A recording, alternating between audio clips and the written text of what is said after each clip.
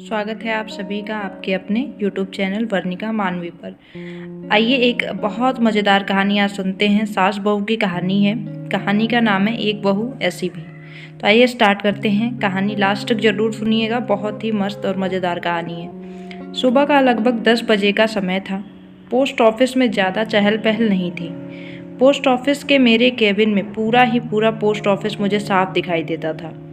मेरी नज़र एक 40 से 42 साल की महिला पर गई। दिखने में सीधी सादी, मेकअप रहित, प्रभावशाली व्यक्तित्व वाली, पहनावे से मध्यवर्गीय लग रही थी। जिस तरीके से वह ऑफिस के कर्मचारियों से बातचीत कर रही थी, यद्यपि मुझे उनकी बातचीत सुनाई नहीं दे रही थी, उसके स्वभाव की नम्रता साफ झलक रही थी। थोड़ी देर बाद मैंने देखा कि वो बेचैन सी बेंच पर बैठी थी। शायद उसे किसी का इंतजार था। इतने में पोस्ट ऑफिस की एक एजेंट आई। उस महिला ने एजेंट से कुछ बात की और एजेंट ने अंदर आकर मुझसे पूछा, सर इनकी आईडी मैच्योर हो गई है, लगभग 9,000 की रकम है, लेकिन शर्मा जी कह रहे हैं कि अभी कैश नहीं है। 11 बजे बैंक खुलने पर ही पेमेंट हो सकता है। सर मैंने पार्टी को बताया था कि मैं उनका पेमेंट जल्दी ही करवा दूंगी। क्या कहीं से कैश का बंदोबस्त हो सकता है? हालांकि इतनी रकम तो पोस्ट ऑफिस में रहती है, लेकिन पहले दिन बैंक की छुट्टी होने से आज कैश नहीं थी। मैंने शर्मा जी को बुलाकर उनसे बात की, लेकिन उन्होंने कैश उपलब्ध न होने की बात को ही दोहरा दिया। एजेंट से उस महिला को 11:30 बजे तक इंतजार करने को कहकर मैं अपने काम में व्यस्त हो गया। लेकिन बैंक खुलने के बाद कैश लाने में भी आधा घंटा तो लगेगा ही।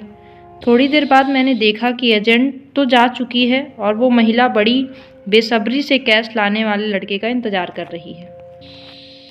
11:30 बजे को वो महिला लगभग रुआसी होकर मेरी केबिन में आकर कहने लगी, सर मेरी बुजुर्ग सास जो कि 85 साल की हैं, उनके खाने का समय हो रहा है। मुझे उन्हें समय पर खाना खिलाना है। कैश आने में और कितना समय लगेगा?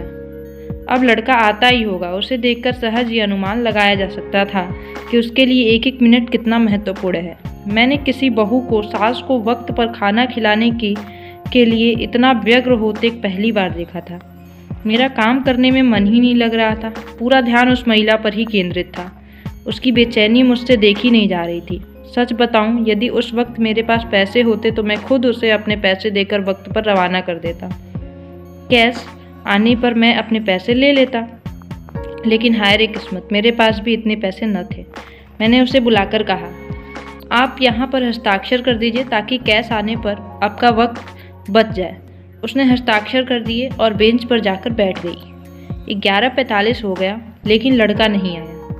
अब उसका धैर्य जवाब देने लगा। वो मेरे पास आकर कहने लगी, सर मैं अब और इंतज़ार नहीं कर सकती, मेरा घर भी दूर है, खाना बनाने में भी वक्त लगेगा, मैं कल आकर कैश ले जाऊंगी। लेकिन आपने फॉर्म पर हस्ताक्षर कर दिए हैं, इसका मतलब है कि आपको कैश मिल गया है, अतः कैश तो आपको अभी ही लेके जानी होगी। अब वो कुछ ज़्यादा ही परेशान हो गई। 11:55 को वो फिर मेरे पास आई। माफ़ कीजिएगा, मैं और इंतज़ार नहीं कर सकती, मैं जा रही हूँ। मुझे मेरी सास को वक्त पर खाना खिलाना है, चाहे इसके लिए मेरा इतने रुपयों का नुकसान ही क्यों न हो जाए। और वो सचमुच में चली गई। मैं और पूरा स्टाफ भौचक्का होकर उसे जाते हुए देखता रह गया।